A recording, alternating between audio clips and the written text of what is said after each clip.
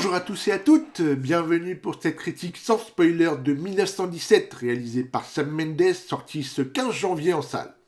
Après American Beauty, Les Sentiers de la Perdition, Jared, Les Noces Rebelles et les deux derniers James Bond, Skyfall et Spectre, Sam Mendes est de retour avec 1917, un des films que j'attendais le plus en ce début d'année 2020, et c'est pour moi la première claque de l'année, avec déjà 2 Golden Globes à son actif et plusieurs nominations aux Oscars, notamment pour sa réalisation et pour son meilleur scénario. On peut dire que 1917 a bien fait parler de lui. 1917 de Sam Mendes est une odyssée, un périple sans concession dont on ne loupera pas une seule miette. Nous sommes donc en France, en avril 1917. 2 soldats britanniques, Cofield et Blake, ont pour mission de délivrer un message à un autre bataillon de 1600 hommes, au-delà du front ennemi, afin d'empêcher une attaque, une embuscade qui serait fatale. Pour ça, ils ont à peine 24 heures. C'est alors une course contre la montre qui s'engage, projetant de plein fouet les 2 soldats au milieu des tranchées No Man's Land et des horreurs d'un conflit qui les dépasse. Ce qui est sûr, c'est que ce sont des soldats humains, jeunes surtout, ce ne sont pas des machines de guerre comme on peut le voir dans certains films actuels. Désireux de retranscrire cette guerre, puisée en partie dans les souvenirs de bataille de son grand-père, et de la manière la plus immersive possible, Sam Mendes fait le pari fou de tourner tout son film en faux plan séquence, et ça dès les premières secondes du film, et qui nous tient en haleine pendant presque 2 heures. C'est un pari magnifiquement réussi, il y a un tel travail sur la forme que c'est cette dernière qui vient rapidement soulever le fond, que je pensais jusque-là assez modéré. Mais 1917 est un film qui parle de la place de l'homme et de ses aspirations premières lorsque celui-ci est confronté à quelque chose de plus grand que lui, à quelque chose sur lequel il n'a aucun contrôle. Et dans ces circonstances, il doit donc prendre des décisions, et ce sont ces décisions qui représentent les plus grands moments de ce film.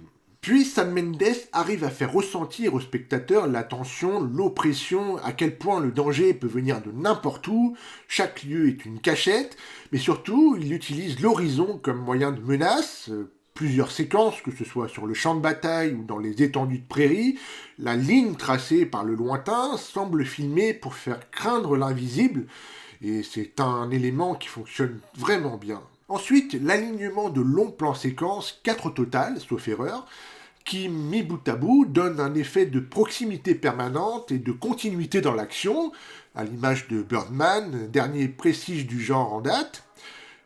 Et cette illusion donne à voir l'intégralité des conditions de vie des soldats, de leurs déplacements pénibles dans l'exiguïté des tranchées, les pieds dans la boue, dans l'eau, des soldats affichant des visages marqués malgré leur jeunesse, puis nous confronte à une atroce réalité, la mort, en insistant sur les cadavres humains et d'animaux, sur les blessures physiques et morales, combien de soldats ont sombré dans la folie, je vous le demande. Puis les costumes et décors font un travail de reconstitution historique incroyable. Les tranchées, No Man's Land, paysages désolés et villages en ruine sont parfaitement représentés et font ressentir tout le chaos de la guerre. Je pense à cette magnifique séquence nocturne dans les ruines d'un village en flammes, rappelant pour beaucoup esthétiquement le final de Skyfall de Sam Mendes, et le tout sublimé par la magnifique musique et la lumière des fusées aériennes, un bijou. Et au fond, je pense que ce film ne s'est pas contenté de parler d'une journée de la Première Guerre mondiale. La caméra traduit parfaitement ce qu'ont été les 4 années de cette grande guerre, une guerre statique, éprouvante et vraiment terrible. Et puis, d'un point de vue sonore, le film est tout aussi impressionnant, avec le bruit des avions, des explosions, la cavalcade de Scofield entre les obus et le tir des balles perçant. L'utilisation de la musique est fantastique, Thomas Newman ayant composé sa meilleure partition depuis toujours. Et surtout, l'utilisation des silences est très bien gérée, augmentant à chaque fois la tension ou l'impact émotionnel de la scène. Bref, c'est un travail titanesque. Je veux un making-of de plusieurs heures sur le DVD. 2 années ont été nécessaires pour réaliser ce film. Le tournage a dû être infernal, avec la gestion des figurants, la position des personnages, le timing, les conditions dantesques, et puis des scènes rejouées longuement et répétées jusqu'à ce que tout soit parfait.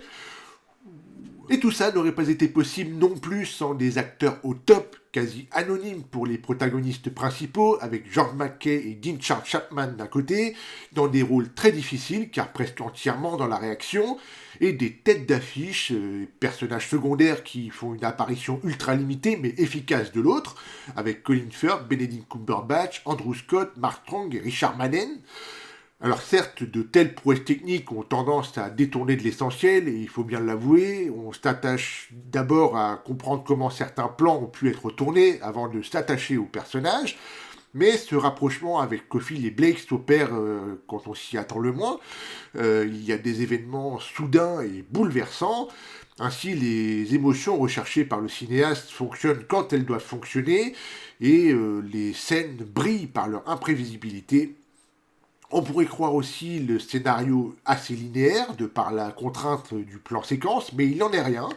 Le film installe aussi bien des scènes de réelle lassitude et mélancolie que des séquences d'action incroyablement rythmées, éprouvantes, voire terrifiantes. Quant aux personnages principaux, on n'en sait pas beaucoup sur eux au premier abord, on sait juste qu'ils ont une mission à accomplir, et si c'était tout ce qu'on savait sur eux, le film n'aurait pas fonctionné.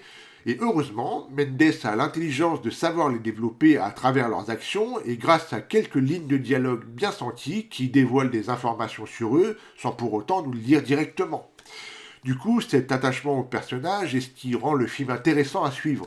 Un peu à l'inverse de Dunkerque de Nolan, par exemple, où techniquement le film est très bon, mais où les personnages n'avaient aucun développement, une approche froide qui me laissait de marbre.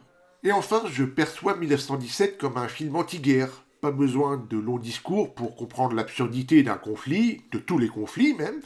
Ici, avec 2 heures de danger, d'angoisse, de terreur, d'épuisement, mais aussi de combativité, de courage, d'obstination pour accomplir une mission, un ordre qui peut être contredit 3 jours après, tout est dit, elle est là l'absurdité de la guerre. Ne pas savoir où l'on va, comment on va, ni même parfois pourquoi on y va, et batailler jusqu'à l'épuisement et jusqu'au dernier, comme le dit si bien Cumberbatch à un moment dans le film. En conclusion, 1917 est un magnifique film, une claque énorme et une expérience immersive comme on en voit rarement. On ne regarde pas un film de guerre, on la vit. Sam Mendes nous parachute au cœur du conflit, au milieu des tranchées, des cadavres et de toutes ces horreurs. La prouesse technique du plan séquence est maîtrisée à tous les niveaux. Photographie, montage, rythme, musique, acteurs, tension et émotion. Vous obtenez 1917, le résultat est une grande réussite à voir absolument en salle. Et c'est ainsi que se termine cette vidéo, j'espère qu'elle vous aura plu. N'hésitez pas à me donner votre avis sur ce film dans les commentaires. On n'oublie pas les pouces bleus, ça fait toujours plaisir. Puis abonnez-vous à la chaîne pour de nouvelles critiques ciné-séries. Vous pouvez également me suivre sur les réseaux sociaux, les liens sont dans la description. Je vous dis bye bye et à la prochaine, salut!